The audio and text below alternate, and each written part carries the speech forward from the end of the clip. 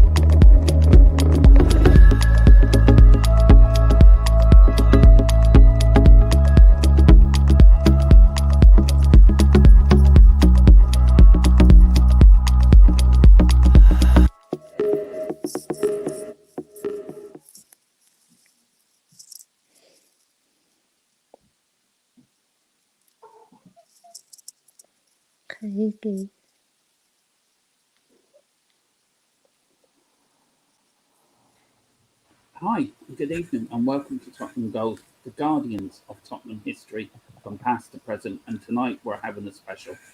We're doing the life and times of Keith Burkinshaw of Tottenham Hotspur between 1976 to 1984. We're going to go through his career, his record. And joining me tonight to discuss this was my usual co-host, Izhan. How are you this evening, Izhan? Doing well, mate. I'm really excited for this stream. Really Can I excited. just say, you look so excited. You look like you're going to jump out your seat. You really do. And down below me, well, these two people, no introduction. We've got the godfather of the Spurs community, Philip Brady. Philip, how are you this evening, sir? Yeah, great, Dan. I'm delighted to get a chance to talk about one of my favourite managers at Spurs. Yeah, and he'd done plenty good, didn't he, over the years? He did. Yeah, he did. Interesting character as well, you know. Yeah, and another Yorkshireman that brought success. And next to you, well, this woman needs no introduction. For what we heard in the background, she really is a legend. She really, truly is a legend. I'm going to stop there because it will go downhill very quickly. Yeah, she, if she writes an autobiography, I would tell you buy it because it will be brilliant reading. She is the queen of the house, Simon. She's the queen of every Spurs community. It's Miss Ellie Burkinshaw. How are you this morning, Ellie? I'm really doing well. I'm raring to go because he was one of my favourite managers as well. And he brought us some really great success and made us play some beautiful football. That's the main thing, you know. Success is important as well, but playing the Spurs way, you know, he brought that back to the club. Yeah, Brilliant. He really did, Ellie. I just want to thank a few people before we get going. I want to thank Lazy 8 for doing the intro. Absolutely intro and the thumbnail as well for this show. There is a 5-minute intro coming. I should have it next week, but you know, thanks to Lazy 8 for doing that. And also, if you want to become a Patreon member, please do. The link will be put into the chat. But the thanks to Izhan, Moondog, Philip Brady, who's a Patreon member as well, and a few other people. Thank you so much. It does mean a lot, you doing your membership, and you will be getting a mug in the next month or so for being a Patreon member of the channel as well. So if you want to be a Patreon member, the link's there. I will put it in the chat, and we'll link on there. So shall we get cracking? Yes. Right. Tonight, Keith Burkinshaw. Philip, what do you remember of Keith Burkinshaw as a manager? What was your memories of him at his time at Spurs? The memories of him was like we're after in 1974. The great Bill Nicholson left the club after 16 years as manager, and left a bit and not under a cloud, but as things happened with the Spurs, but it was another row or disagreement with the Spurs board. He wanted Danny Blanchflower to succeed him.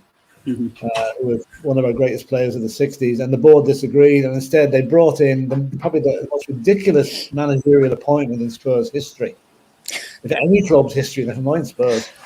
Terry Neal, ex-Arsenal, brought in to manage Spurs and practically got them relegated in the first season. He then brought Keith Burkinshaw in as a coach. Keith had been working at Newcastle before that. And just as an aside, something I never knew about Keith until this morning, Keith Burkinshaw was on the books of Liverpool for 4 years. Yes. 1953 to 1957. And in that time, he made the grand total of 1 first-team appearance against Port Vale in 1955. So that was it. He went on to Workington and Scunthorpe after that, before he ended up as a coach at Newcastle. So anyway, Terry Neal brings him down to Spurs as a coach. They finished 9th, I think, and then Terry Neal gets a phone call from Highbury saying, "Agent Neil, your mission is accomplished, come home," which is basically what he did. And he was appointed manager in 1976. Yeah. And then properly got us relegated. Great manager, wasn't he? Yeah. But they stuck with him, they stuck with him, and the rest is history after that. But I didn't, like most Spurs fans, we were just so glad to get Terry Neal out of the club at that stage. I think we would have taken anybody else as a manager. And there's a bit of a Hail Mary pass giving a guy with no real managerial experience a big job like that, Wasn't that down to the players as well, Philip? That the likes of Perriman and all that said to the board, "Look, give it to him. He knows what he's doing." Yeah. It was. But the Spurs board was never known for making sensible decisions. It still isn't known. It's still the same. Just the same. Something never changed. Like that's really it. So I'll leave it at that for that's my reviews of Keith Burkinshaw up until the time he got the job. Yeah. And I'll tell you, he had let's say the fan base was fairly disillusioned with Terry Neal, and you think the Spurs wouldn't make the same mistake again, but what did they do in the late 90s? Brought in George Graham. Nothing will ever happen again. I swear to God, history never repeating changed itself. Yeah, it is. Ellie, Keith Burkinshaw, what did he mean to you?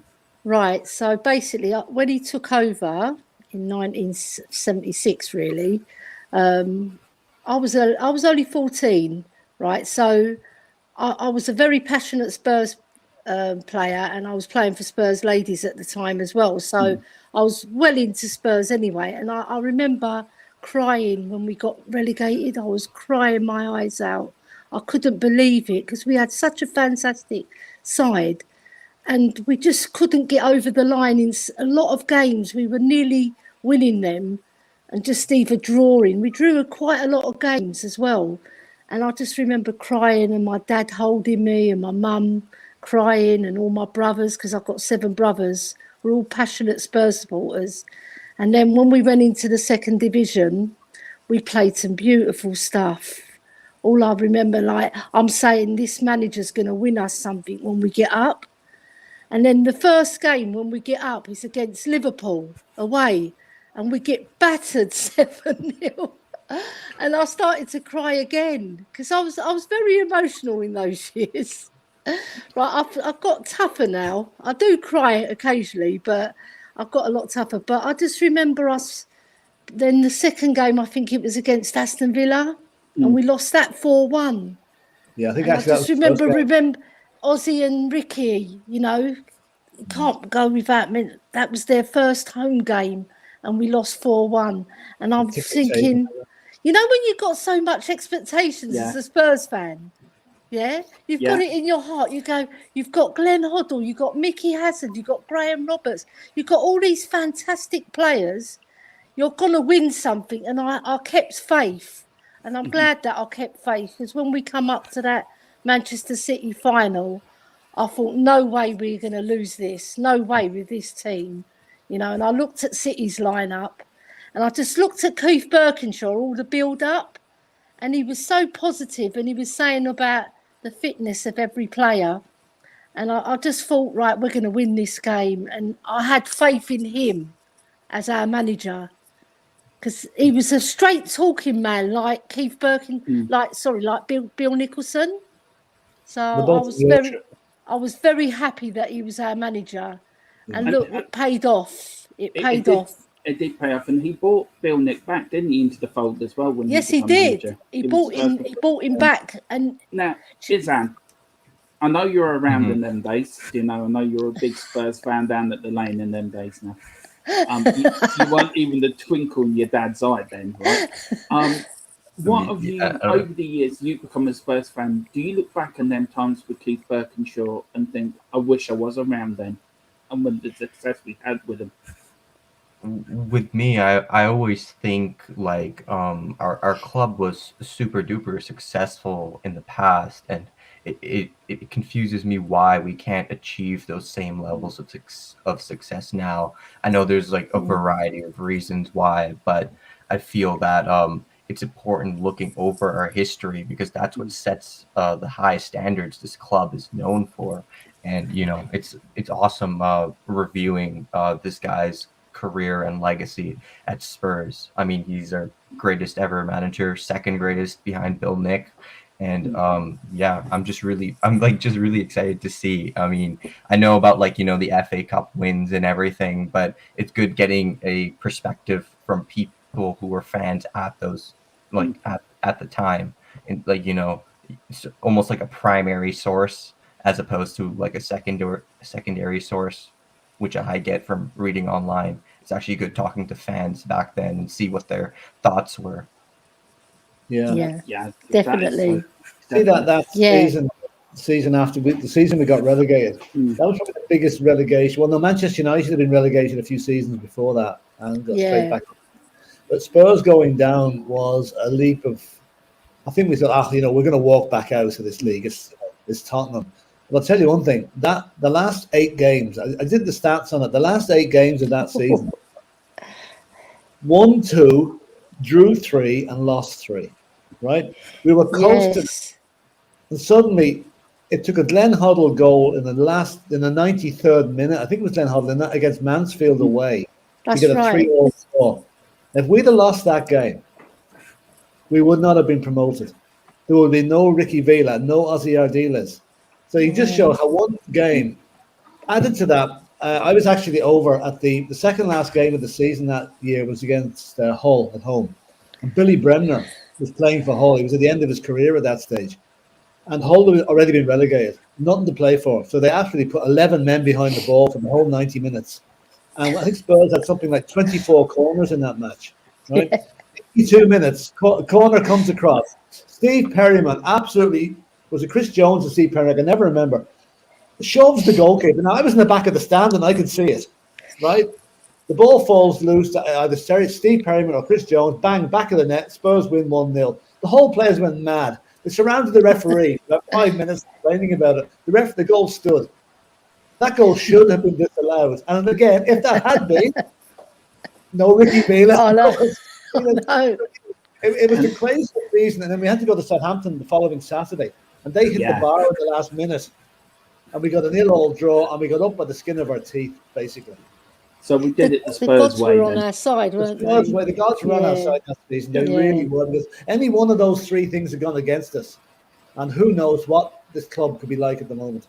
Oh, God knows. God knows. Doesn't bear thinking about. We've got a comment here from you, local old. I'm just going to call you Mr. Saviour because I cannot read the rest of that. I'm sorry. So I'm going to call you Mr. Saviour. He's put 2 comments in. It says, we were in a relegation battle with Chelsea in 74-75. The last match of the season, we won against them and got them relegated instead of us. And he also says, then underneath, it's hard to imagine that watching the 87 FA Cup hype up. It's hard to imagine that watching the 87 FA Cup hype, that aside from 91, we still haven't got to another FA Cup final since. And that's actually a very good point. It really is. I mean, Philip, Keith Burkinshaw, this is his record. Really and truly, it's not a bad record for us, is it? For him, that's his home manager record. I reckon he should be near that. Anyone should be 50% or above. Say you've got a good record, you know. Yeah. But 431. Yeah. It's a reasonable record. Yeah, I mean that was his league record. 431 games, 182 wins, 118 draws, 131 losses. He was the second most successful manager apart from Bill Nick. Trophy wise. Trophy wise. But he's got a worse percentage win rate than some of the Spurs managers we've had in the last few years. That's what I'm saying. I don't think Daniel Levy those odds or those stats. No. And this is what he won for here. He won 81 FA Cup, 82, 81 Charity Shield he shared. I think that was against Aston Villa, That's wasn't it? Aston Villa, yeah. It was 2-2. Mark Falco scored both goals, I remember. Right. Yeah, he did. Won the FA Cup in 82 and then won the UEFA Cup in 84. Yeah. I'll start with you, Philip, then I'll go to Ellie, then you, Izhan. Okay. We all know about 81, Aussie's trip to Wembley and, a first cup final first cup win since we came back up, and the first cup win since 67. But 82 was a bit different, wasn't it? Because we had the Falklands War start about to kick off. We had Aussie and Ricky being booed every game they went. Aussie then left, went back to Argentina. Do you think Keith Burkinshaw, what was it like for him, do you think? Does he play Ricky? Doesn't he play Ricky on the morning of the cup final? What was he going through this time period? It must have been hell for him because two of his best players he couldn't pick. Like I think anything in Argentina at that stage was just, it was really, really bad feeling against them for what they'd done in the Falklands. So I think he had to be, he had to run with it and not use him. He couldn't. No. I think wasn't it one of the players went out on loan? Was it Aussie or was it Ricky? Aussie went out on loan. Yeah, Aussie went out on loan. Yeah. And Ricky stayed. Ricky stayed, but he was there, but he wasn't doing much. He couldn't do much. No, he was just training with the lads. He would have been his life would have been threatened, I think, if he'd have actually played. Yeah. Do you think, Philip, if there was no Falklands War and Aussie and Ricky had played, do you think that game would have gone to a replay? Do you think we would have been? No, we would have hammered them. We would have hammered them. I mean, as it was, QPR were the better team in the first game. Yeah. We were lucky to get a draw. Really were. Even in the replay, they put a really good performance up. So.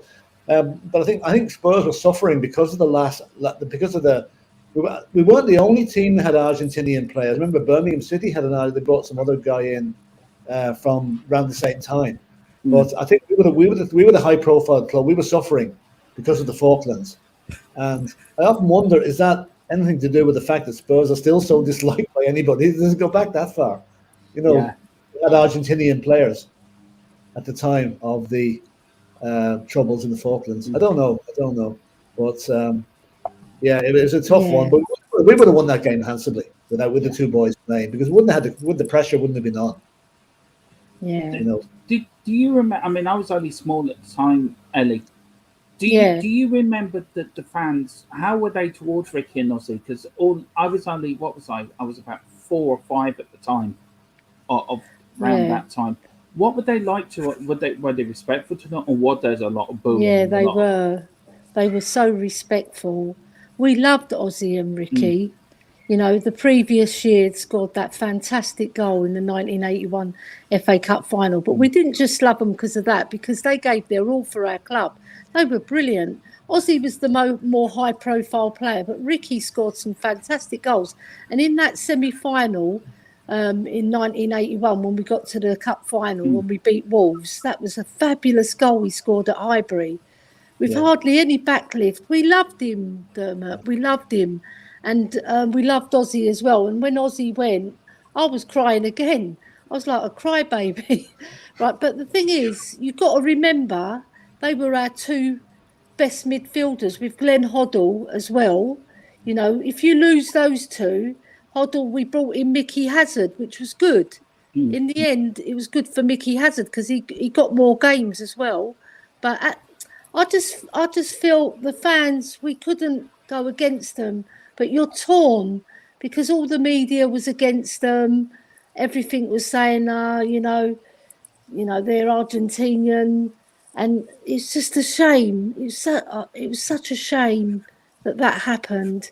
Because it would have been a much better final with them playing, I was just a bit sick about the whole situation. Izhan, I mean, you've watched a lot of Aussie and Ricky, on YouTube and through the videos.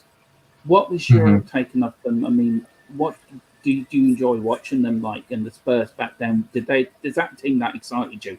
because they were an exciting team at the time. They were very attacking minded.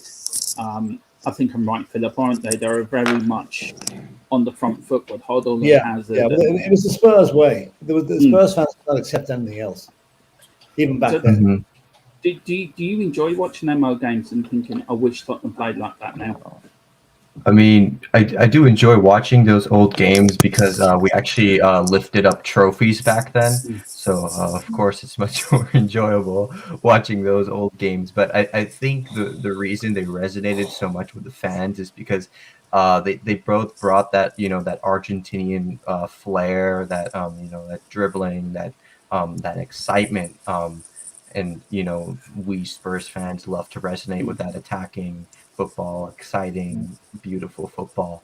And and obviously when you're watching players that have real quality, there's nothing more to be said other than like, wow, let's just appreciate this. And even now we are still appreciating those glorious memories and those glorious titles they brought us. Yeah. Do you know, if I could just rewind a little bit, and anyone that might not know the history of how Keith Burkinshaw managed to get Ricky Villa and Ozzy Ardiles into the club. That was the next question I was actually going to ask you, Philip. Actually, get this quickly. Just how did we lose the '82 League Cup final against Liverpool in that season of 81-82? We will be talking into that in a minute, but this is the question I was going to ask you. Philip, how did Keith Burkinshaw, how did that come around? We got Ricky and Villa and Ozzy Ardiles.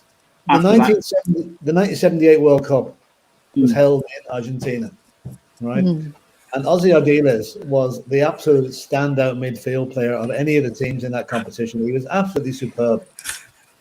Ricky Villa played a bit part. He played a few times, came on the sub, that type of thing. He wasn't really, he wasn't really the profile that Ozzy had. So anyway, on the complete secrecy, a complete news blackout. There was no leaks about this at all. There was no in the nose telling that we're going to sign 2 Argentinians. First thing he knew about it was the 2 boys had been signed for a total fee of 750,000 quid, right? And it was an absolute, mind-boggling at the time, because at that stage, foreign players weren't coming into the league as it was. The occasional one did. Yeah. So what Burkinshaw did was he flew over to Argentina. In fact, I think it was a real cloak and dagger thing. He may have even flown out under a false passport just to get, so people didn't know where he was going. That probably didn't happen. But anyway, he landed back with the 2 boys. But the stipulation was he only went out to get Ozzy Ardiles, right? He's the only one that he wanted. But Ozzy wouldn't come without his mate, because he didn't want to be coming to a strange country on his own, and things weren't travel wasn't just as easy then as it is now, or you go to any country you like. So the deal was Ricky Villa came along as a make weight in the deal, and it absolutely tore the football world apart, because it was such a brilliant signing. It'd be the equivalent of Spurs going out and signing Lionel Messi now. It was that exciting at the time. Yeah. I remember Steve Perriman talking to us when he was on the channel about that, and he was saying he only found out when he read the newspapers. He didn't know. And I can say that I was at the very first match they played in. Yeah. They came to Dublin to play in a charity match, in a friendly match pre-season against Bohemians. And I remember, I came across the ticket there when I was moving house last year. I came across the ticket. Whoa. And the admission fee was the princely sum of 50p. Right? And they had ticker tape. The Dublin fans were brilliant. They had ticker tape on the tunnel as they came out, because in Argentina during the World Cup, every game the teams came out, there was ticker tape. So they ticker tape for it. We won the game 4-0.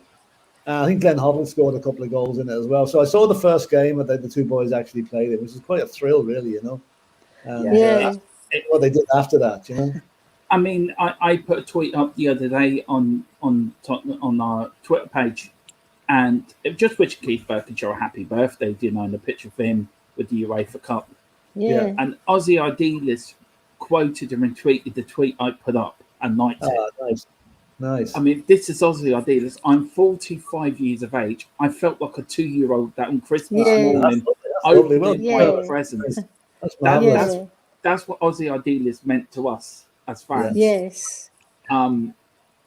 Hopeless manager. I mean, we have to admit it was a hopeless manager, but brilliant to watch though. I mean, his management style was one at the Famous back, five. one at the middle. 5 up front. What was the story? He had a meeting, didn't he, with the Tottenham players, and he said to all the players, "I want you all to attack and give it to Sheringham." And Sheringham Don't worry said, about "What? defence. What happens if we lose it? Oh, if we lose it, we lose it." Yeah. I mean, Ozzy was Oh my so God. brilliant. Izhan, you watch a lot of international football with the likes of Messi and Ronaldo. Where would you put Ozzy Ardiles and Ricky Villa and players? Where would you put them in the rank of world class players? Are they as good as anyone today? Question.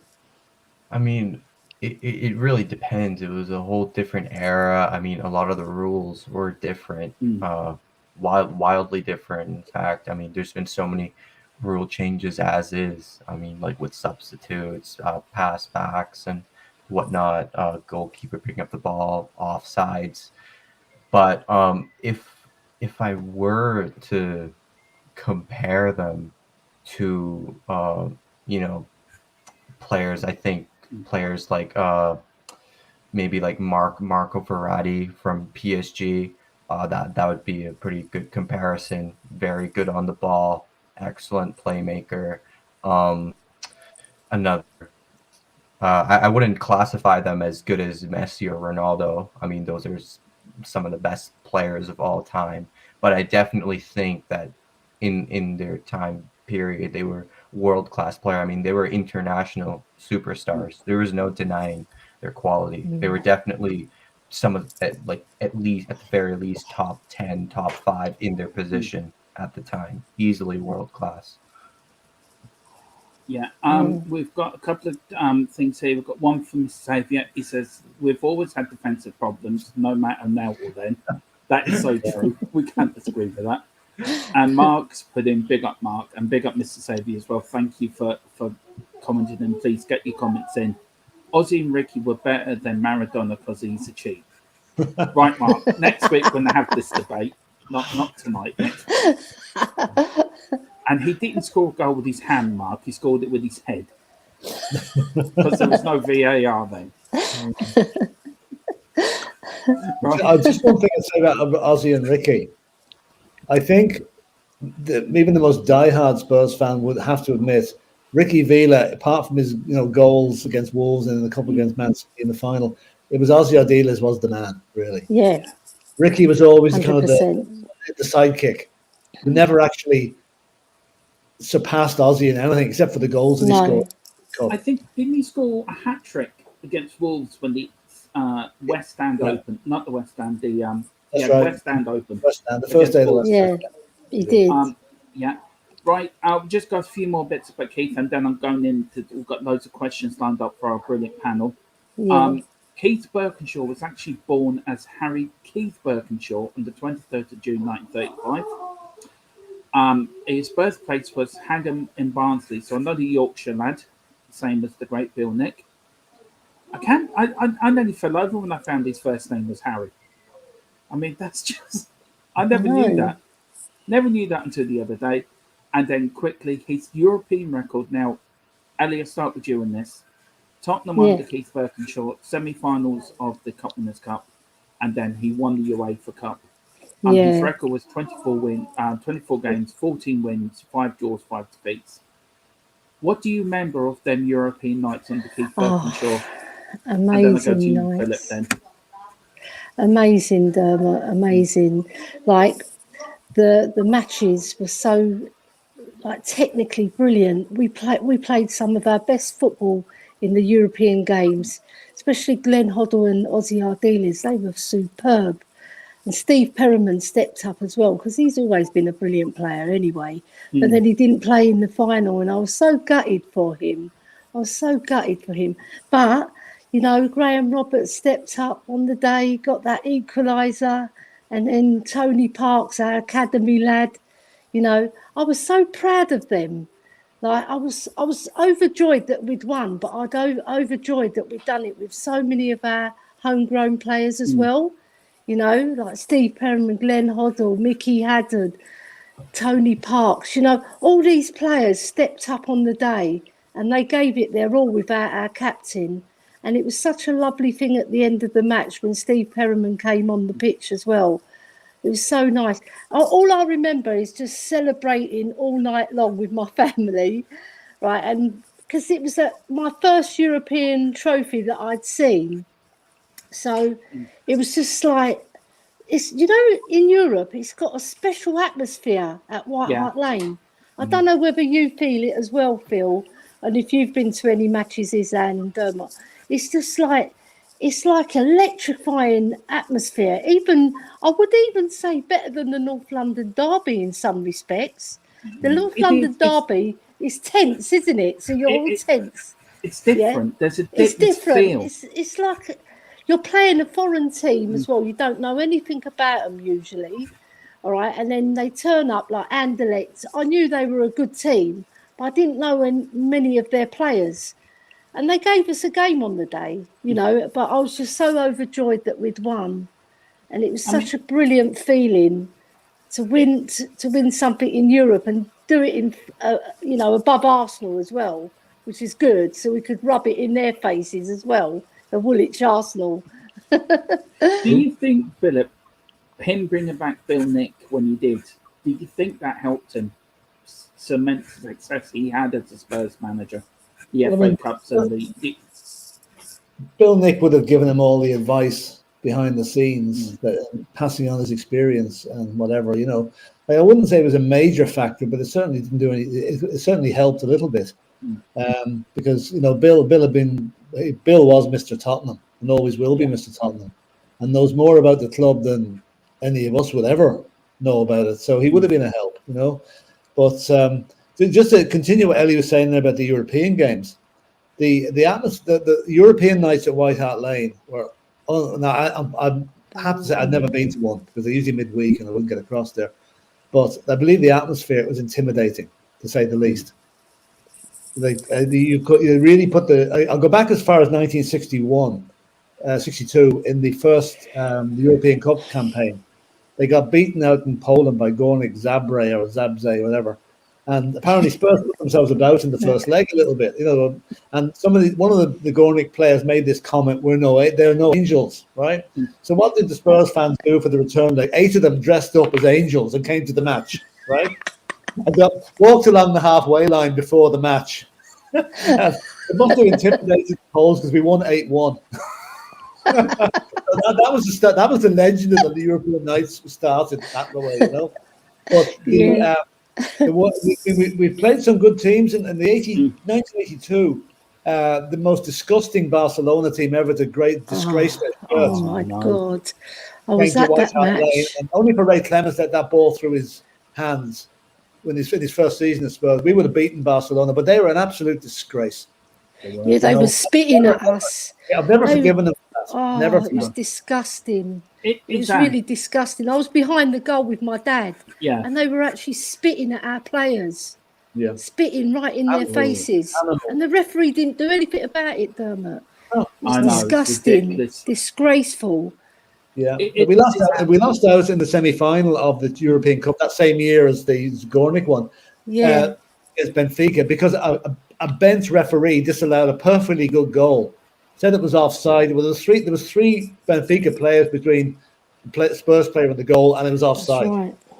You know, so Dad told me about that. We had some bad decisions down there, but the European night's special, and it's going to be great to see them back again this next year. It is with the Champions League and everything, especially that new stadium. They will absolutely rock.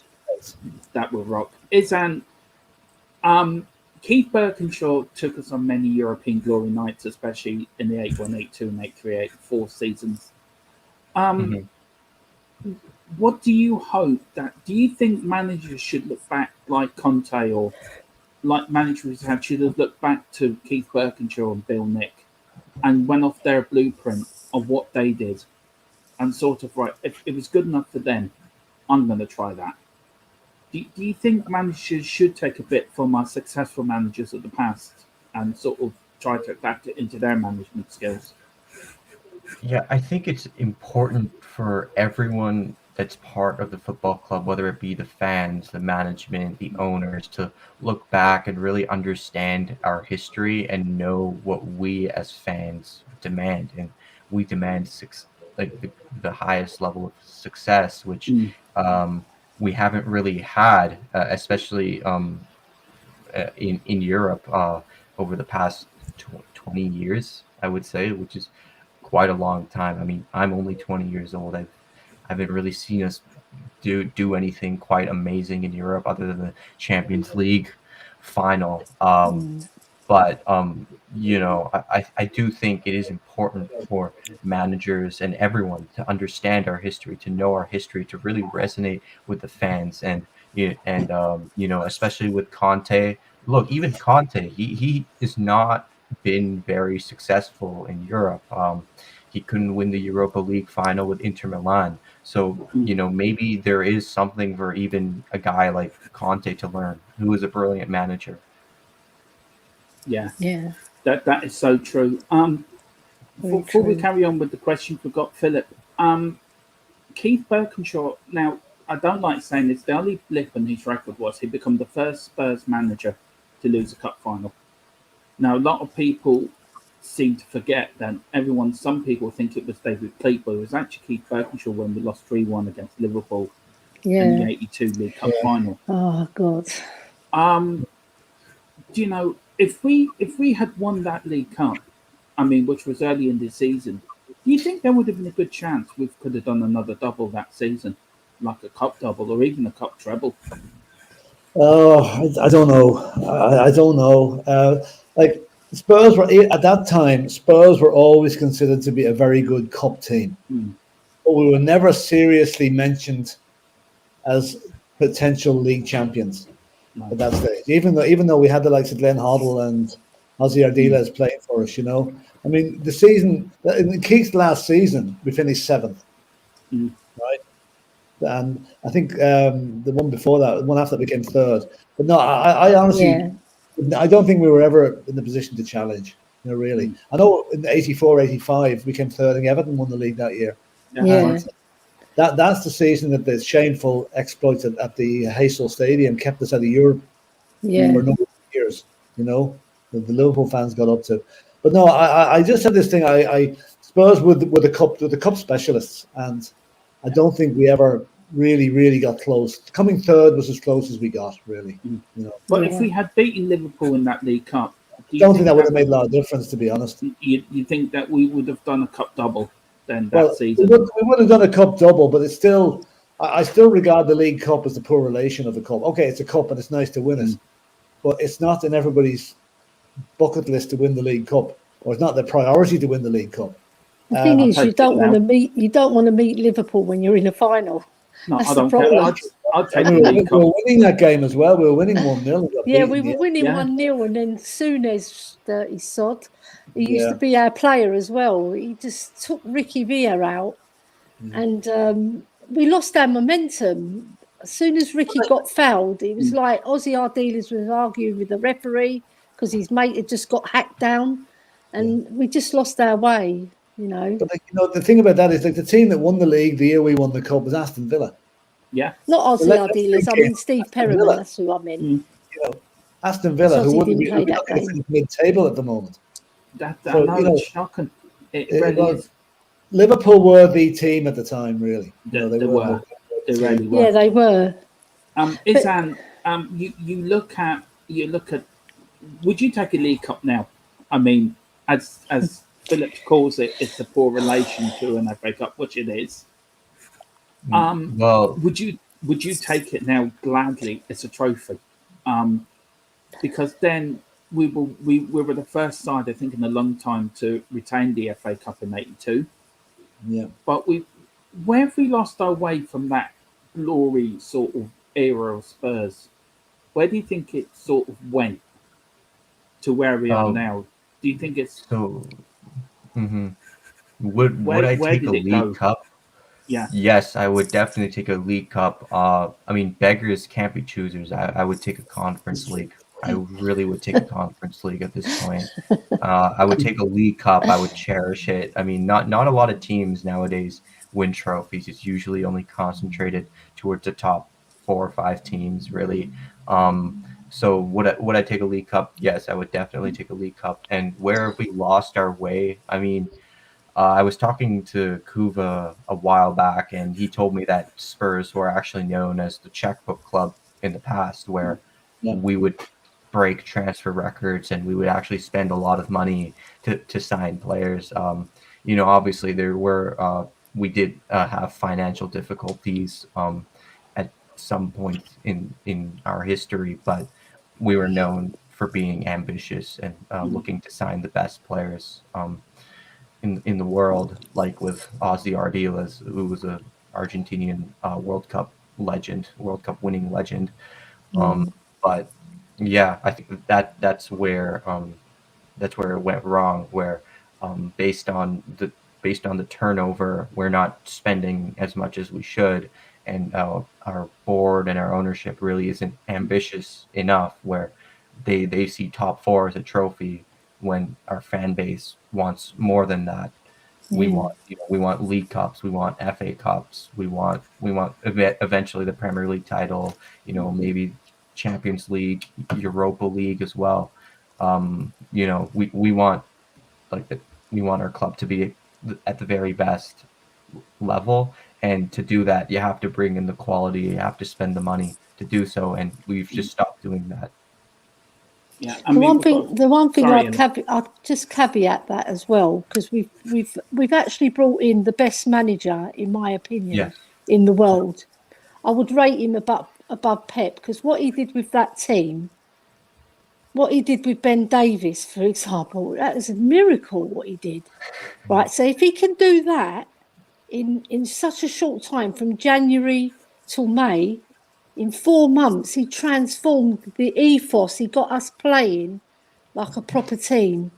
We're not the finished article by a long chalk, but he's got the right foundations in. So now he's got to build on that this season. Now, we've brought 2 players in, which shows ambition, Perisic and Basuma, because the goalie doesn't really count, really, because he's just a goalie. But we've got to add them about at least another 4 or 5 even, because Conte outlined it. He wants 6 players. So we've got to build. We can't lose this opportunity, because we've got the greatest guy in charge of our club, and he can take us places. And I want to go to that place where I'm celebrating a trophy and not celebrating top 4. There's something happening though. That 100 million was drawn down on Friday. So that's... Yes. They're not doing that just to have it sitting in the bank account. That's going to be used and used quickly, I think. Yeah. And I want it used properly, not just on 2 players. We can spread it out a bit and use our loanees to draw in other players, like using Winky, sorry to call him that, and Lo Celso. And then we've got Nodon Belly. He's off to Galatasaray, apparently. Yeah, I see that. So we've got to use our money smart. I'll drive him there myself. If he wants to go, I'll pick him up at Tottenham. I'll drive him there myself. Yes. Leave him at the Spanish border and let him swim across. We'll even buy him a kebab on the way there. Do they have McDonald's in Turkey, do they? No, they don't, actually. No, they probably have. No, he'd be on kebabs. Kebabs would be his thing over there. Yeah. Izhan, I'm going to start with you with this. I know it sounds ridiculous, but I am. Pat Jennings. I'll start with Philip, and then I'll go to Ellie Benitez and give you time to think your answers. Legendary Pat Jennings was a legend of our club, Philip. Was with us through the Bill Nick years, was there through Terry Neal's, Agent Neal's time with us, and then Keith Burkinshaw said, right, when we got relegated, it's time for you to go. Yeah. The question is, was Keith Burkinshaw right to let Pat Jennings go? Well, in hindsight, no. Obviously, no. But at the time, the circumstances and the situation that Pat was in, he'd been with the club 13 years, I think, at that stage. I think there was a misguided conception that he was past his best, which he wasn't, because he showed that he played on to 1986. So, he wasn't. And in fact, he came back to Spurs in the 80s. He was transferred back to Spurs for a short period. Was it for the 86-87 season he came back? Yeah. Back as a backup. Yeah, he did. Right at the end of his career. But like he wasn't right to let him go. But there was things going on in the boardroom there that at that stage, Spurs board was the Whale family and the Richardson family, who were, let's just say, every pound was a prisoner for them. You know, they didn't like spending money as they thought they didn't have to spend. And I think Pat Jennings fell into that trap. He didn't feel he was appreciated. I'm not sure the actual mechanics of what happened, but it's wrong to let him go. And then for him to go down the road to that mob, that was a real kick in the teeth. But the subtle difference there is Pat Jennings went to Arsenal and there was no recriminations about it, really, other compared to what happened to Sol Campbell. But I think Sol Campbell said he was staying and then left, and that's with a.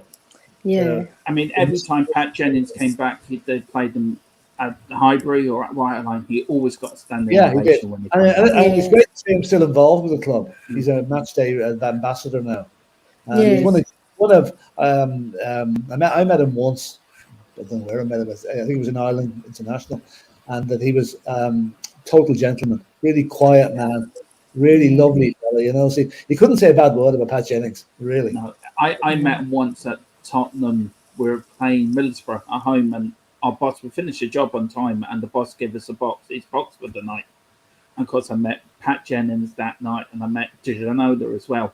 But Pat Jennings, his hands were fucking massive. Big shovels. Yeah. And they haven't got any smaller. Just quickly, Ellie, Doc Jive 1. Good evening, Doc Jive. I hope you're all right, Simon. The man that gives us all our games that we show on this channel is down to this fella. He really has got a fantastic YouTube channel. So please, everyone, get over there to Simon's channel. It's absolutely brilliant. So big up, Simon. Mr. Saviour says, apparently Neil also tried to nick Hoddle off us too in 79-ish. No chance. If they nicked Hoddle, there would have been riots. They wouldn't have had the ground the next morning. We would have been down marched down the road and burnt the place down. The ground would have been bulldozed. Yeah. There would have been breaking news. White Hart Lane burnt to the ground. And Highbury. And Highbury would have been bulldozed. And Simon says 85-86 season was Pat's rejoined Spurs. He played in one match, which was the Screen Sports Super Cup match in January 1986. And that's because Pat Jennings was still playing for Northern Ireland. He played in the 1986 World Cup. That's right. I actually watched that the other night when they played Brazil, one of his last international, and he still put out some brilliant saves even there. Izhan, Pat Jennings, club legend, brilliant goalkeeper internationally and for our club. What you've seen clips of him, what have you made of him as a player? Do you know where would you rank him as an all-time great at Tottenham? I mean, as an all-time great, is he our best ever goalkeeper? Yeah. Would you guys agree with that? Yes. I would. Looking at his record, I would say so. Obviously, I haven't watched his whole career. I was not alive then. Hugo Lloris is pushing him, but Pat Jennings is still the best. Yeah. Mm-hmm. And I mean, what really confused me was when I was looking through his career, and I saw that he went from Tottenham to Arsenal, and then he had a bunch of appearances for Arsenal. It was quite confusing, but apparently the reasoning that the club gave was sort of, we believe that he was no longer as good as he once was, sort of past his best. But the fact that he played so long for Arsenal means that he must have been pretty damn good still at the time. So and apparently, Philip, you were saying that the board didn't want to pay his wages, didn't want to spend money. I've heard so many stories about the tightness of the I think the story of Pat Jennings going in for a pay rise with Bill Nicholson is one of the classic ones. Oh no! Do you remember that one where he said he was only on 35 quid a week and so much appearance money? And whatever way Bill Nicholson twisted it around, he was getting the same money. He just came out differently, You're getting less appearance money and more wages, So Bill Nicholson treated every pound at Tottenham as if it was his own. Yeah, Really, true. you know. Because Steve Perriman had a similar story, saying he was on 28 quid a week and he went in to see Billy Nick. He said, "What do you Typical- want?" It's a typical Yorkshire man. He doesn't like spending Yeah. money. Yeah, Yeah. Scrooge. We've got Mr. Saviour. He says Jennings said himself that had he been fit, that relegation season, he might have been able to keep that Spurs Yeah. team up. Yeah. Ellie, do you agree with him? Yeah, definitely. Because Pat Jennings, he was called the Cat. His hands were like shovels, literally like shovels, and he was such an athletic goalkeeper. Fantastic saves he used to make that no other goalie was doing at that time. I can't remember one other goalie making the saves that Pat Jennings did. And I liked him because I used to watch him warm up, and he used to put a line with his boot in the middle of the goal so he knew where he was. I've never seen another goalie do it. He used to drag I his think boot. they outlawed that practice. It used to be allowed, but they don't allow it anymore. Yeah, I don't blame him, but he got away with it anyway, so they hadn't outlawed it by then. But he used to do it all the time, and he was a really good penalty saver as well, I recall. But he was. I just loved him because he was so infectious and he loved the crowd. And every time he would come up to us and give us a really good clap, like a proper clap, not just like some players, they go like this. He used to go like that. And he was such a good ambassador for the club. Very, very quiet guy, calm. And in goal, like he created something different for goalkeepers. He was like the benchmark, you know, and a lot of goalies tried to copy his style from there on in. I just loved him. He was a brilliant player for us. I love Pat Jennings. I met him once, but what a goalkeeper for us. Absolutely top notch. And God knows, I mean, Carl Simpson's good evening, Carl. I hope you're all right. So thank you for joining us. All And right, Simon Carl. says, what made it worse that Jennings won trophies with Arsenal? We improved our rivals by letting them go to Highbury. Philip, I mean, that could not be more true of a word, could it? I mean, Yeah, what no, were we that was thinking? painful. Yeah. Yeah. It was painful to see him. But the thing Another about it time is, I cried. normally any player in an Arsenal shirt, you're spitting venom at them and say, you know, you're this, you're that, you're the other. I don't think any Spurs fan could even do that to Pat Jennings. We were sad that he'd gone, and we were very sad that he was doing well at Arsenal. But we still didn't have any personal animosity against him. No, 'Cause we Jennings just wished himself him had- well. Yeah. We didn't Well, want not him wish to him do well, well but for not- Arsenal, just well for himself. Yeah, exactly. Not well for Arsenal. No. Mr. Xavier says Jennings saved 2 penalties in one match against Liverpool. One of them was from Yeah. Kevin Keegan. That's right, yeah. That's Yeah. true. Yeah. Wilson McDonald, new name on the show. Thank you for joining us. Thank you for subscribing. Please, everyone, Wilson. like, subscribe, and hit that notification bell for more coming up. It said Pat never wanted to leave Spurs. The people behind closed doors shoved them out. So he decided to join the enemy despite them, not the supporters. He is Spurs through and through. And Izhan, you look at Sol Campbell doing it, and you look at Pat Jennings doing it. Pat Jennings did it for just the sake of the board. Well, this is your fault. You shoved me into this position. Sol Campbell did it despite us fans. Do you know what do you? I'm trying to think of a question, but can you see players now doing that without the? Can you see players doing that now and still getting the same support Pat Jennings got for when he came back to Spurs, because he always got a brilliant reception. Well, I mean, with the Sol Campbell thing, it was different. I mean, the Spurs management, the Spurs board, they offered him multiple new deals. He rejected them all, and so we wanted him to stay. I don't think anybody wanted him to leave the club. We knew he was a really good player, no doubt about it. He was well liked. But, with Pat Jennings, us fans knew he was a good player, but it was the board that didn't want to, offer him,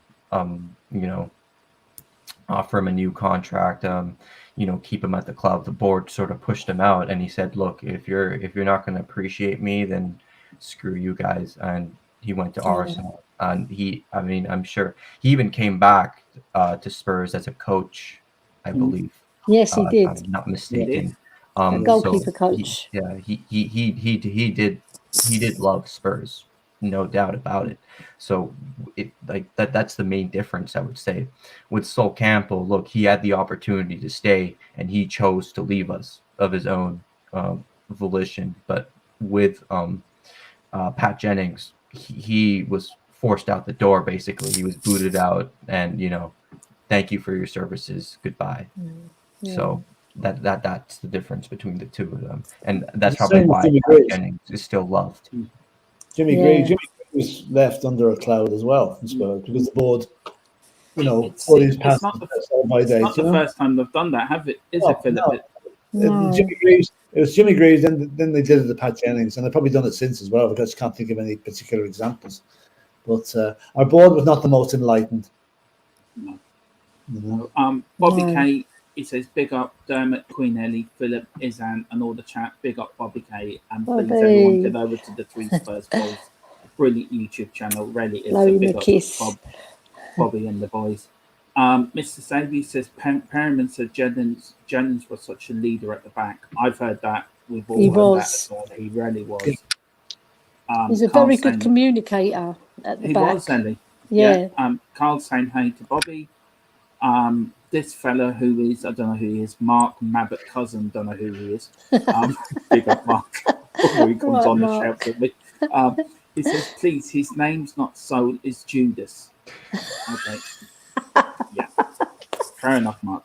Yeah. Okay. Judas. Judas, yeah.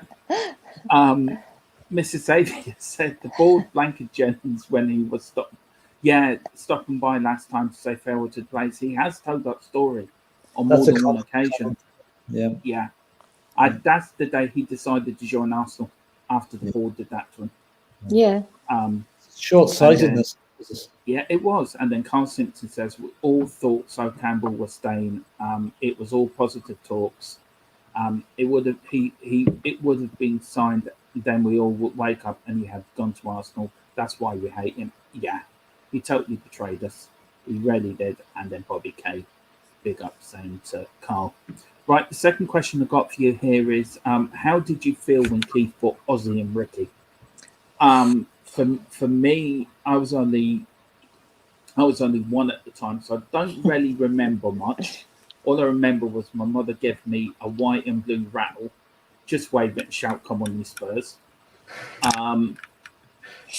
Over the years since I found it must have been great to be around Philip and Ellie to experience these World Cup plays you've seen on the telly. Yeah. Seeing Ricky. Yeah, I was in shock. And thinking, and Tottenham again leading the way in big transfers. Yeah. What we've done Because before. there was no social media in those days. It was all, as I said earlier, it was all done cloak and dagger. It was all kept very, very secret. Because I think Spurs were scared the likes of Man United or Liverpool would get wind of this and go on. At that stage, they were recognised top of the first division teams. We were just being promoted. Yeah. Remember that? We persuaded the World Cup to come to a team. I know. That would be like getting Lionel Messi to sign for Fulham. That's really what it was like. Do you know what I mean?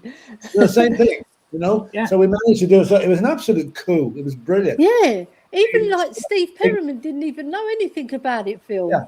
He was saying at his talk. He didn't know.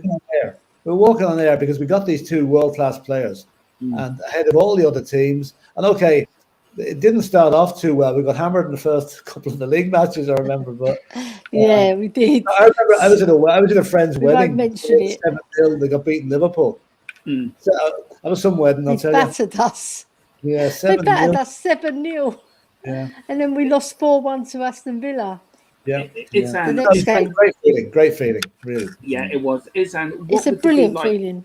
What would it be today for us to sign somebody to feel like how we felt when Ozzy and Ricky come up, especially when Ellie and Philip can remember? What would today's signings have to be like for us, for us to shock the world again? Would it be like a Messi or Ronaldo? I don't know. I think it'd be maybe like a player like Joshua Kimmich from Bayern. I mean, I think that would be really exciting. Or like, a Toni Kroos from Real Madrid. Players like that would be really exciting to sign. I think that'd be a good equivalent maybe even like Barella from Inter. I think we'd be really excited if a player like that came in. Absolutely top class player. I think that's around like that would be the equivalent to signing Ozzy Ardiles and Ricky Villa today. But it was probably the most groundbreaking signing in the history of the league, because it really opened up it opened up all the doors. I mean, I remember Birmingham signed a fellow called Alex Passarella, I think. And Birmingham, he played in the Argentinian World Cup team, and he wasn't a success when he came to Birmingham. But it opened it up, and from then on, we know what's happened since then. Ellie. Yes. What do you remember of that day when they signed him? What was your feelings as a young Spurs lady? Right, so I'm living in Tottenham. Yeah. Right, so I'm playing for Spurs ladies as well, and then I heard this news and I couldn't believe it. I thought, oh my God! And like I've got 7 brothers. We're all jumping up and down with my dad, celebrating, thinking we're going to win everything now. We're going to absolutely murder every team. And then the first game comes along and we get thrashed 7-0. And then I'll just remember making loads of ticket tape, ripping up loads of newspapers and putting them in big bags. And in those days, you could take anything into the ground. They didn't even search you, right? So we just made all this ticket tape in Aston Villa. We're throwing it all down. And it looked so magical. And I was thinking, we've got Ozzy and Ricky playing for us. We're going to thrash Aston Villa. And they thrashed us 4-1. And I thought, what's going on here? Your heart melts for these 2 players. And then we lose those 2 games. And then everything was uphill from there. Because, we did recover. And we weren't, like Phil said, we weren't quite a league championship challenging side. But we could have, with a few more signings, we could have probably got over the line. Because we had Glenn Hoddle as well. I love Ellie's enthusiasm. I think it's brilliant. Oh, do you know what it is? It's because I'm born and bred in Tottenham. They're my club. That's where I was born. I love Tottenham as an area as well. And I grew up there. So my passion is Spurs. When I used to go to the ground. Which hospital were you born in Tottenham? Well, I was born at home, actually, in Beaconsfield Road. I was a home-born baby. Well, do you know... Do you know the hospital that is there, North Middlesex? But it's North Middlesex. I had my one of my children there. Yeah. That's the why other 2 at Chase Farm. That's why I was born in North Middlesex Hospital, just up the road from Tottenham. My lovely Spurs. Everybody knows that. Yeah. Izhan, you can answer this. What Carl Simpson's asking, would this be on the same level as us feeling of being Ozzy and Ricky come to the club? Would this be near enough the same level? I would personally disagree. Although Guardiola is a very exciting, talented young player. I mean, I would take him at Spurs in a heartbeat. He's a very, very good player. Josko Gvardiol from Croatia and RB Leipzig. He's a top class player, but I mean, Ozzy Ardiles and Ricky Villa were established international superstars. I don't think it could compare. I mean, you have to bring someone like Toni Kroos into Spurs. I think that would compare to those signings. So he's a fantastic player. And Mark Cousins here. It was fantastic. Nobody knew anything, and a month before we saw them on TV in the World Cup. And both World Cup winners, which is it's like a shock. I think for me, the closest I got to that was when we signed Klinsmann in '94. I think that was the nearest I got to feeling how jumping up and down. Yeah. What a great player! It's a shame we only had him for a year, isn't it, Dermot? It is. It really is. But now this is the question. Now, who was to blame for Keith leaving Spurs? And I'll start with you, Philip. Can I just apologise to Izhan? God love him. He was brilliantly. I have to say. It's down to the board again. Yeah. It's the board had really unprecedented success. I mean, 81 we won the FA Cup, 82 we won the FA Cup, 84 we're in the final of the sorry, put the light on. You had the Power Cup. Yeah. Sorry, someone just switched the light on there. Sorry. Hold on a tick. Saving on the Go on, electric, Nelly. it's Go on, expensive. And we have light. That's it. So we're on the verge of we're in the final of the UEFA Cup, right? And Yeah. Irving Scholar, I think, was the chairman at this stage. He'd take Yes, the yeah. Wales, Richardson. And Irving Scholar proved to be about as useful as a chocolate teapot when it came to Spurs. Like, it was just useless. Irving Scandal.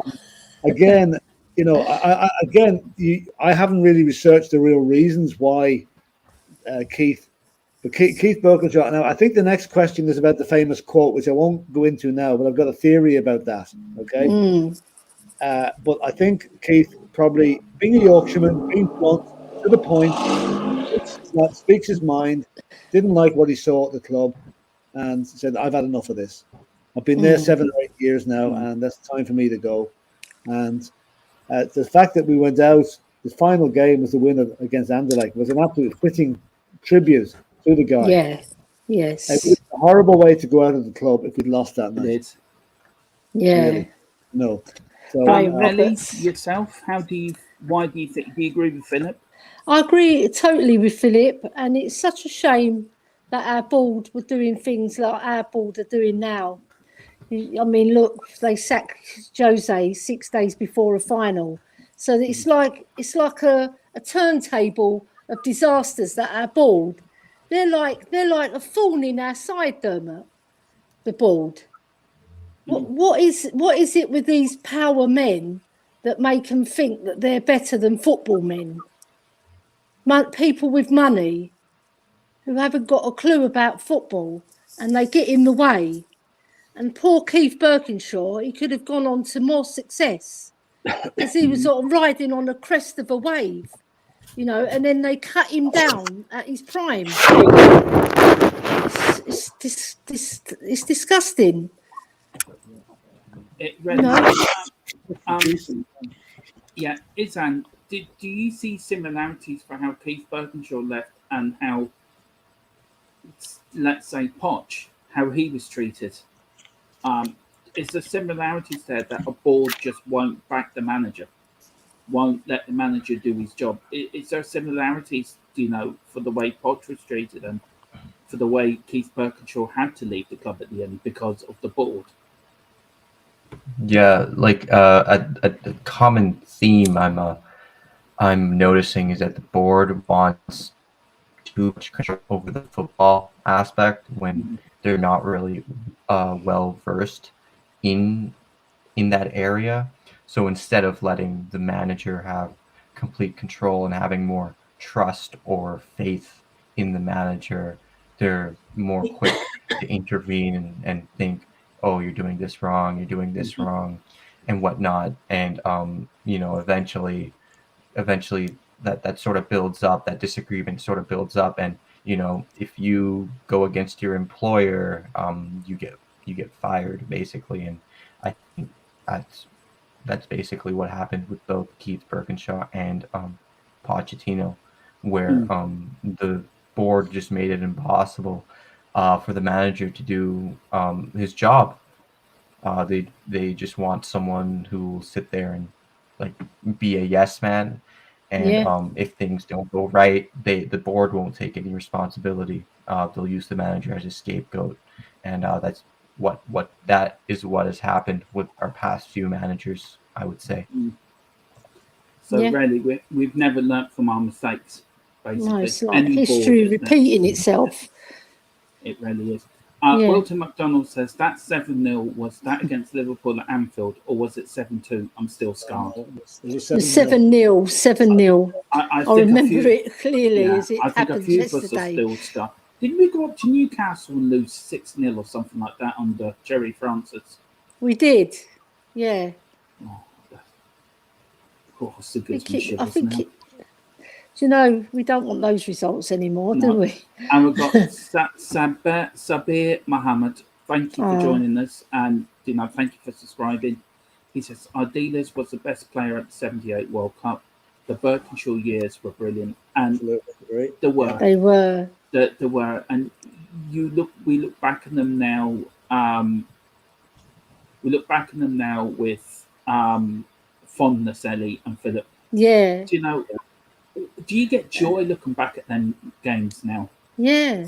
And do you know what I would like to say? One thing I'd like to say to Sabia, you love Ardiles, obviously. Just watch if you haven't watched it already, the Run for Home documentary that they made for Aussie. It's fantastic.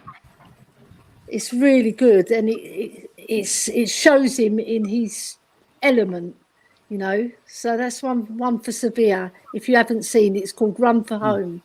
Yeah, Ozzy was over at one of the Spurs Legends nights here in Dublin about 3 years ago. Yeah, I met him. He was such a humble fella, really. Yeah. A lovely guy. He really is. I mean, as I said earlier, he shared my tweet, Keith Burkinshaw, and I felt like a kid on Christmas Day as such. I rang up Yeah. and I said, he just retweeted. I was like a kid. I know.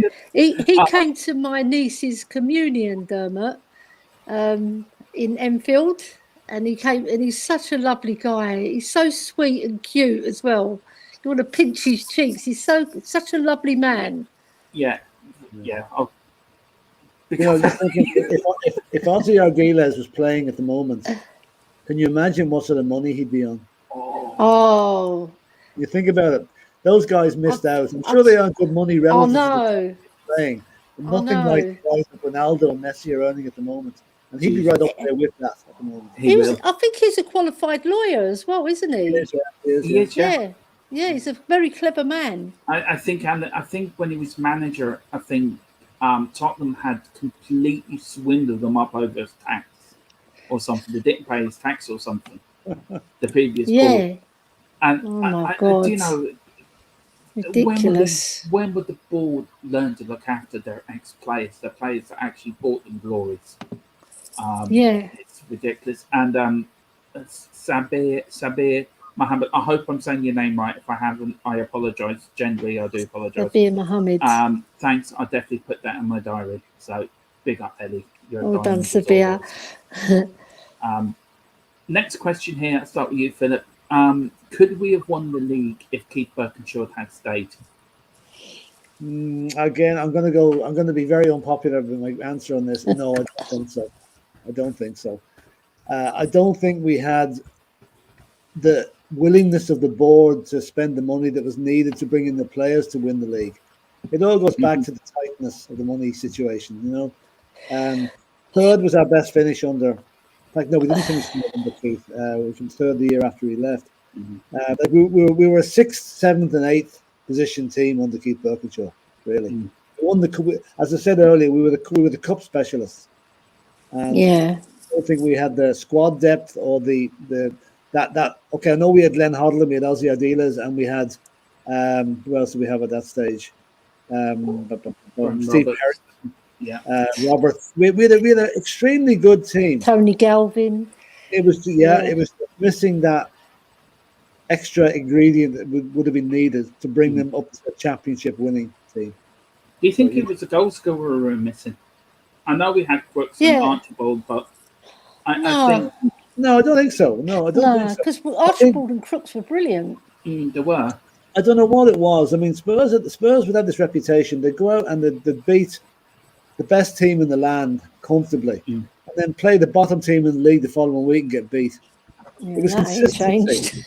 Nothing changed. Yeah, we beat Man City and we lose to Burnley. Exactly. I mean, in all those years that Keith was there, I would never one season have said, "Yeah, we're going to win the league." Okay, I haven't said it much since, to be honest with you. I'm going to say it this season because I think we might have a chance. But it's when Paul Gascoigne came, that's when I thought we were. Gaza was. Yeah. But then again, Gaza, we got into. I know this is out of the scope of this discussion, but it was the old money shit, and the fact that Spurs nearly went bankrupt in 1991, and only for the Gascoigne money selling into Lazio, we would have gone bust. Yeah. Yeah, we would have done, and that's a show we're going to do, I think, in a few months' time. About that time. That is good. That's one that I've got an awful lot of insight into that one because that was probably the worst period of Spurs fan. I'm a Spurs fan a long, long time. That was the worst period because I woke up in the morning not knowing if my club was still going to be in existence at 5 o'clock that evening. That's how bad it was. Yeah, your heart's sank. Have you got that? Have you got that in the background, Izhan? The 9-1. Yeah. What do I have? I've actually Or is it found 9-0? we've actually found the Bristol City game when we won 9-0. Yeah. It was in the second division. Yes. And that was the goal difference we went up by, not 9 plus. It was actually. It was. If you can share that, Izhan, it's That only was 9 minutes brilliant. long. We As thought Colin we'd Lee bring it. scored 4 in his first game. Yes. Yeah. Oh my God, Colin Lee. Flipping hell. If you That's can one share from that, the man. past. All right, yeah. Do you remember the Just give me a comedian sec. Peter Cook? Yeah. You know, Dudley Moore. Yeah, of course. Peter Cook and Dudley Moore. Peter Spurs Cook was a fan. huge Spurs fan. Big And Spurs apparently, fan. was. he said he went to that Bristol City game, but he had a kidney complaint at the time, and he went to the toilet 9 times and missed every goal. You know, I love Peter Cook and Dudley Moore. They were brilliant. You've got to watch them, Izhan. They were fantastic comedians. And you know, the guy that used to play Trigger in Only Fools and Horses, he was a huge Spurs fan too. He Yes. Yeah. Yeah. Okay, can you see my screen? I can do, yeah. All right, I'll just put it on full screen. Yeah. Yes. Come on. Bring it on. Right. Watching Spurs score 3 against Arsenal's good enough. Yeah. There we go. And this is from our division October 2. 77. Yeah. Yeah. Okay, should I play it? Yeah. Press play. Yeah. Let's play. All right. Just a little treat now for everyone. You know, people have been asking for this game. Yeah. Goalkeeper may have been unsighted at first. John Watson. And actually, the Bristol Rovers goalkeeper had a very good game. That game, it sounds Yeah, like he did. He did about 14. There's I think. Ian Moore's up front as well. Yeah, he died Ian as well. wasn't good. Yeah, he died, the poor thing. Yeah. I don't think it's going to work. I've got a blank screen. Yes, same here. Yeah. Oh yeah, it's just lagging a bit. Is it loading? Yeah. It's No, like, Yeah. It's we're going to have lagging. to. We will Yeah, get that just up. let I it- promise let I will it get a roll proper on. copy of that. We Yeah. will get that up. Very quickly, we've got Sabir Mohammed. Spurs teams over the years had some really great players, but always just a few short of winning the league. That's I exactly agree with it. that. Yeah. Yeah. We just needed a couple more to get us Yeah. over the line. Yeah, and It's a then case Mark, of if you had an adventurous chairman who was right, listen, there's another 2 million quid, which is a lot of money in Yeah. those days. Go out and buy the top 3 players that you can, and we'll make that step to the top of the league. You just didn't do that. It was just, No. I think they wanted They're to build always letting us down our ball, don't they? a West Ham Always. preference. and then Mark says it was Rovers. Yeah, Yeah, it was Rovers. Bristol Rovers. This is the last thing on the Keith Burkinshaw special. Really hope you've enjoyed it. I've had a blast just Brilliant. listening to Ellie and Philip talking about all the times. Yeah. Does Keith Burkinshaw's quote, Philip? I've been eager to hear what you've got behind this. You told me you know something. I've been waiting for this. Yeah. Does Keith Burkinshaw's quote, "There used to be a football club over there," have any meaning on how Spurs have been run after he left? Right. Now, what I'm going to say now, I can't verify it as absolute fact, but I've no reason to believe it isn't. The version that I've heard of this story is that Keith Burkinshaw never actually said that. No. Right? What happened Yeah, I was think that's true. That is true because he actually a said it journalist called himself. Ken Jones, who I think he wrote for the Daily Mirror or the Sunday Mirror, right?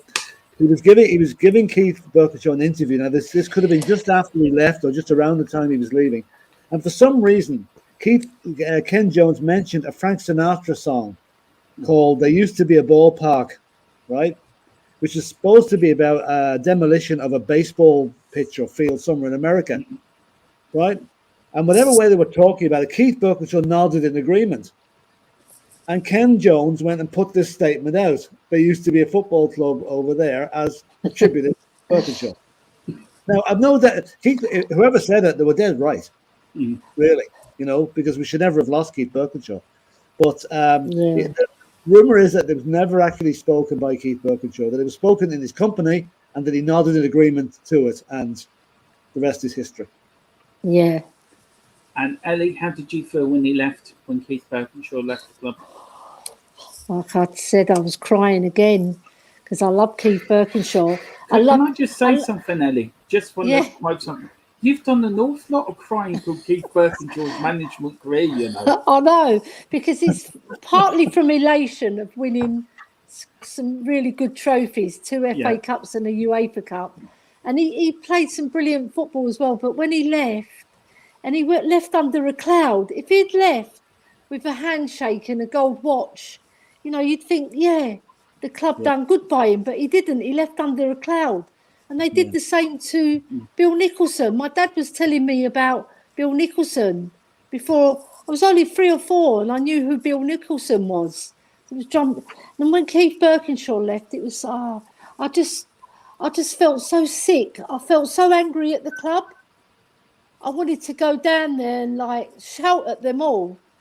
But you can't.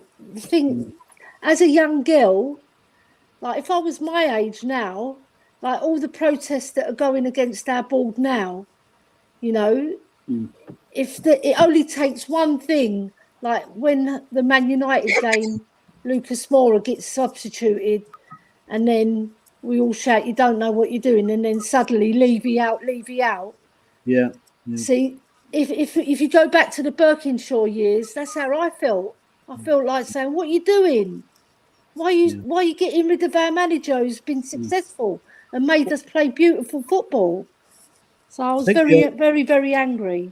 The only thing that kind of tempered the loss of Keith Burkinshaw was the fact that he went out the night we won the trophy. So you're on the high. You're on an elation. Yeah, and that it probably took a while to sink in. And now, God, Keith's gone now. Yeah. But at least there's a bit of continuity.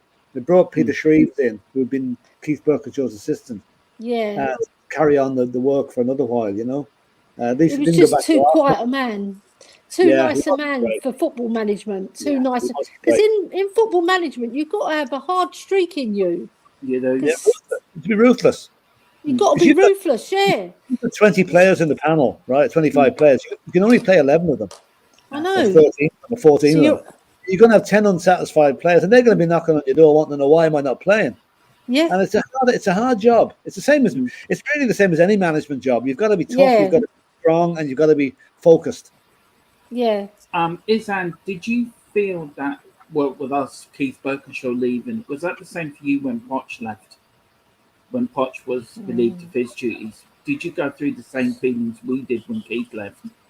It's the only other manager I think I can do the same thing with, or when Mourinho was suddenly left. Yeah, with Poch, you know, we were not doing that well in the league. I was never Pochettino out. I was never even like Jose out. But you know, I always felt that you know, it was the wrong move to sack Pochettino. We just had a fairly successful season. You know, the season before, winning, you know, or getting to the Champions League final. And you know, even with you can have one bad season, subpar season, compared to the overall success we have had under Pochettino. That was my sort of thinking. Like let's hope the board backs the manager who's done so well on such a small budget. I must say, like surely he should get some money to spend. And you know, there was that whole thing with going 3 transfer windows in a row without a signing, and all of that, which was really, really disappointing. So yeah, I guess it does feel similar to when Pochettino left, a manager beloved by the fans. But I guess with Burkinshaw, he had won he won the UEFA Cup, I believe it was called at the time. Yeah, UEFA Cup before he left. And well, we didn't really win a trophy under Pochettino. Not to say he wasn't successful. Yeah.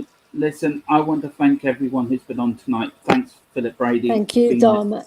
Thanks, Red. But I've got a little thing Mark put together. We actually dug this out. we found the biggest hits of every year that Keith Burkinshaw was in charge. Oh, right. I just want to, there's a few comments before going on to that, and it was just from Sabir Mohammed. Keith Burkinshaw was fantastic, but all managers at the famous football clubs will always be under the great shadow of the great Sir Bill Nicholson. Yeah, that is so true. Yeah. And why that man was never knighted, Bill Nick, I shall never know.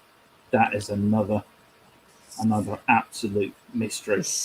I don't think many football people get knighted. It's usually cricket players that get knighted. Yeah, they knighted Sir Alex Ferguson, though, didn't they? Yeah, they did. They were probably scared of him, to be and fair. Sir Matt Busby, I must add. Yeah, See, I reckon if Bill Nicholson had won the European Cup, he would have been knighted, wouldn't he? No, I'll tell you, Bill Nicholson would never have been knighted, and for the simple reason, Bill Nicholson was a dyed-in-the-wool Labour supporter who spoke out about the government and various things, and that did not go down well with the Conservative government at the time. Now, that's something I didn't know. I was a bit young for that. Bill But Nicholson was very hard-nosed, the auctionman who spoke his mind, and he would have been particularly vicious on the like. God help Boris Johnson if Bill Nicholson was still around. I'd just say, God help people living in England under Boris Johnson. That man baffles me. He really does. Mind you, our leaders, our T-shirts not do much better, but there you go. That's for another show completely. That's another day's work. When it was Steve Perriman, just one thing, Dermot. When it was Steve Perriman, I had to get this one in. When it's Steve Perriman's do the other day, his talk, he said, I asked him a question. I said, did Bill Nicholson, after you finished your playing career, did he actually come over to you and praise you or say something good to you about your playing days? And he said, no, he didn't. He didn't do it when I was playing, and he didn't do after I was playing. That's it. He made us all laugh. Everybody cracked up because he was a hard-nosed manager. That's how they were in those days. Right, we've got these few here. I'm sure people watching will know that. I know Philip and Ellie will know who they are. So do I. Izhan, I'm not really too sure, but he might surprise us. Yeah. In 1976, we've got "Save Your Kisses for Me" from the Brotherhood of Man. Yes. Yeah. That was the Eurovision song. Yeah, it was. 1977, there was "Double of Conquide" by Wings. Looking tired. Oh. See, even Ellie's going to start singing them for us. Right. We've got "The River of Babylon" by all we're going to do is just bring them up and let Ellie sing them. Yeah. I tell you a funny story about that. In 1983, the Pope had come over to England.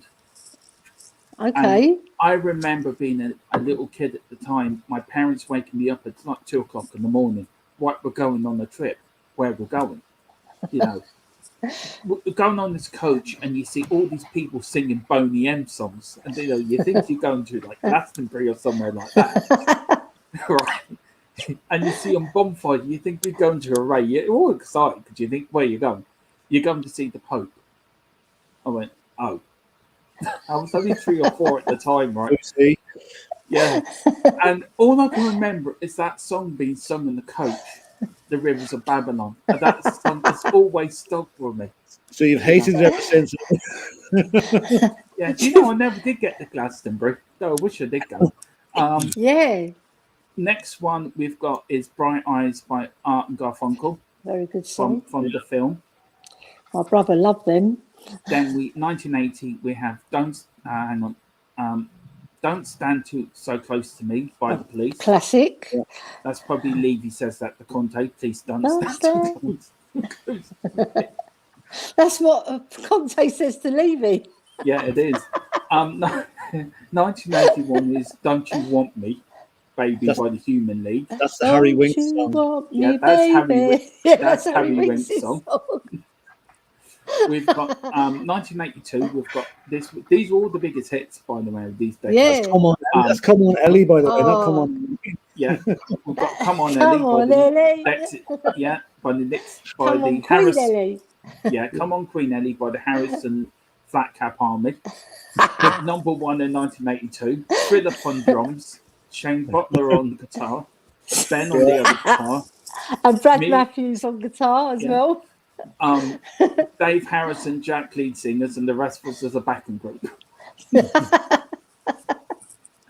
Oh, now you're talking. 1983, Come a Chameleon by A good Thompson Irish Frog. boy. Yeah, he is. Yes. Fair play. Right, I'm not going to show the last one because I'm going to get you to guess. 1984. What do you think was the biggest hit in 1984? Oh. I know. The Band-Aid Trying to song, think. or Live Aid. Spot Bob on. Geldof. Yeah. Yeah, Live Aid. Philip Don't you know was it's spot on. Christmas? I think Izhan was in there as well. Do with you it. know it's Izhan Christmas? Izhan was there with it as well. He was there. Yeah, Do was they there. know it's Christmas? Yeah. And then the 85 had Live Aid. But Yeah. no, I just Well got a few done. more. Yeah, a few more comments here, and we've got one more from Sabir Mohammed. Thank you again for all your comments. It's really grateful. Nice one. The greatness of Sabir is he improved the best English team of the 20th century with our greatest ever player in Jimmy Greaves. That is legendary. And Another man should have been nice. Yeah, no one can never take that away from our club. No. I was fortunate enough to see Jimmy Greaves play, and he was ingenious, absolute genius.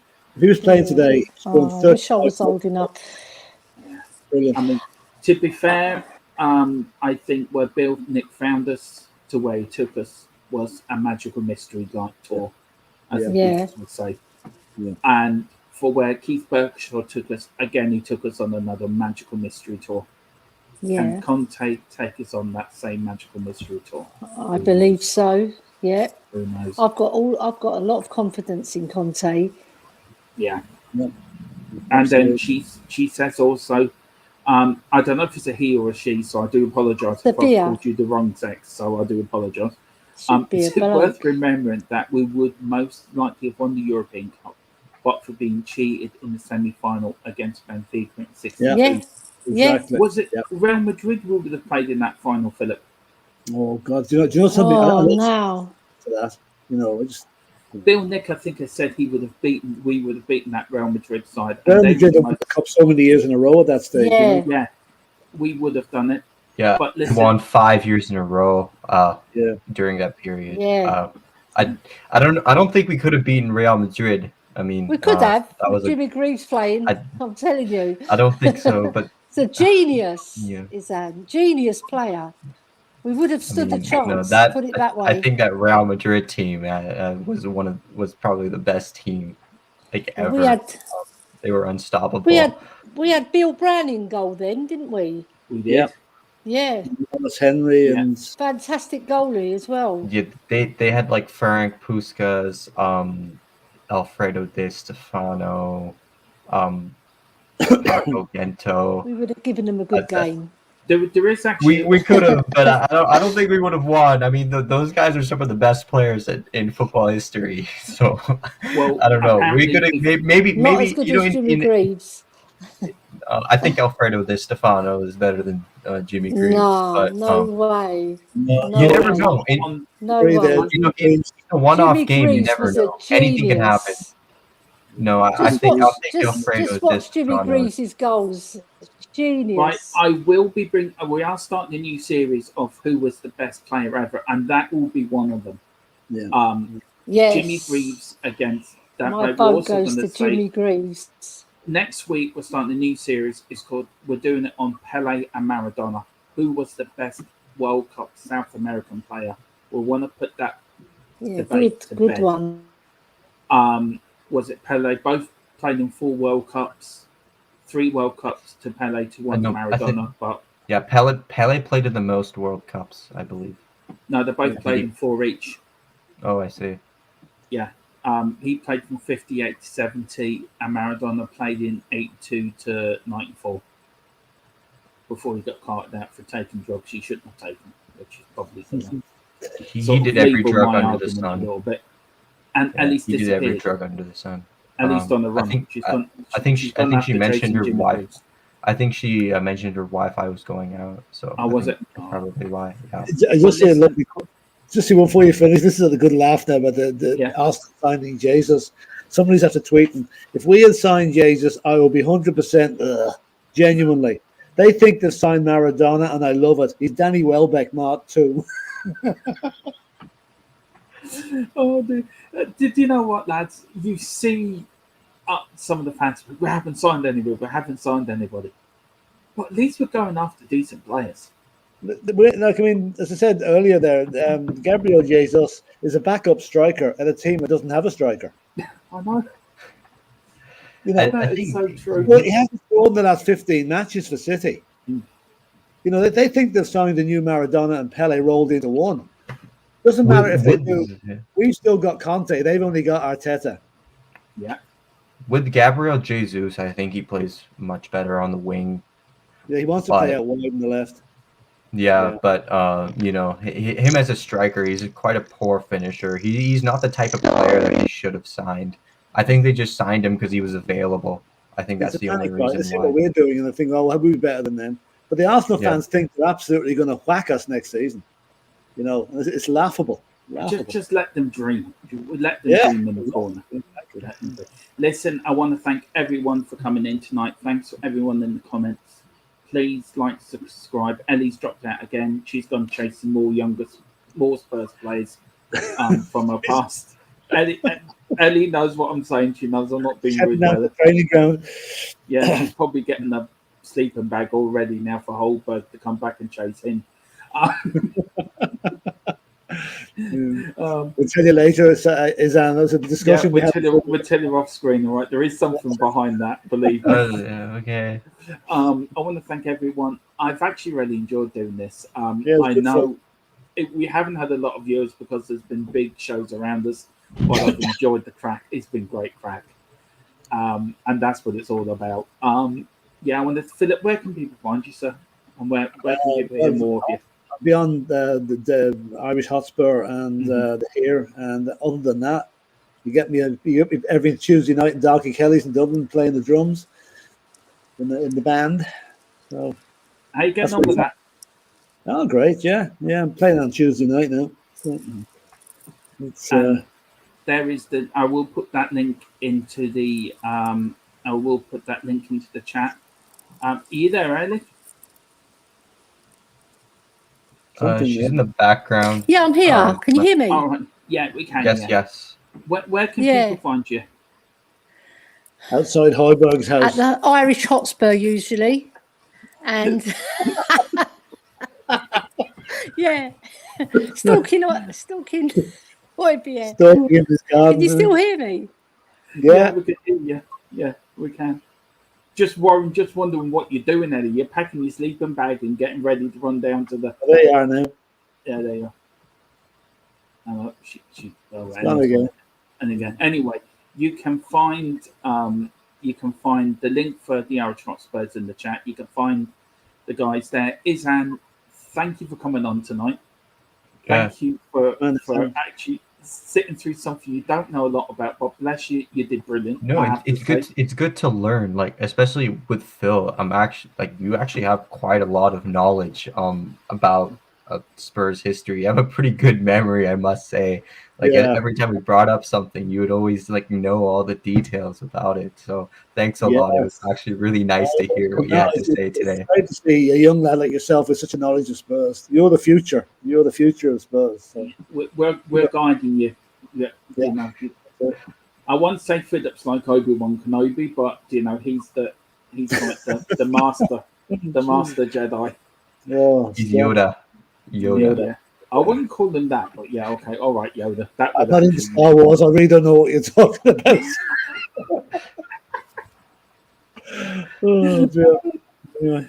This is on you. Izhan, where can people find you, sir?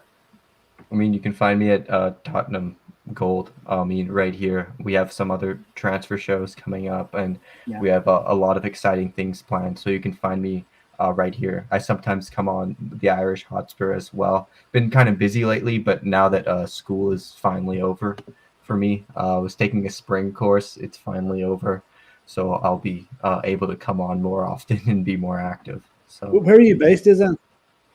Oh, I'm in Canada currently. Yeah. Oh, very good. Very good. Mm-hmm. Yeah. Yeah, so but thank you, and Ellie as well. Bless her. You can find Ellie on the Hour Shot Spurs. You can find You her can on find YouTube any one channel. of the sports players' houses.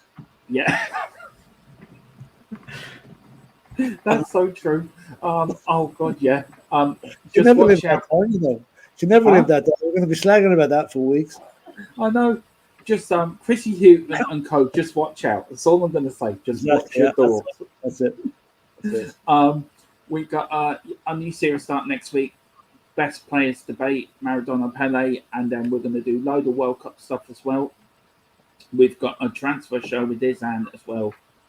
The week after that. So Izhan can keep us up to date with transfer shows, and we're going to do some pre-recorded stuff as well. So we keep you up to date with that. And then we will be doing a season review of seasons gone by. So maybe Philip, you can come back and help us with some of them as well. But listen, thank you to everyone who's joined us tonight. Thank you. Please subscribe, like, hit that notification bell. We are back, and we all want Spurs to do well next season. Thank you to Philip Brady, again, the godfather of the House Army. Welcome. And a pleasure to have you on. Thank you to Really Ellie enjoyed Queen that. That Ellie. was a great show, Daniel. Well done. Very good. And you, Thank Izan. you. Thank you, Queen thanks. Ellie. Wherever she is, just players watch out because Ellie's about. And and as always, thank you very much, Mark. Thank you as well for doing your little bit of research for us, and we shall play you. You know what? I'm just going to end the broadcast. Good night. Come on, you Spurs. Night, lads.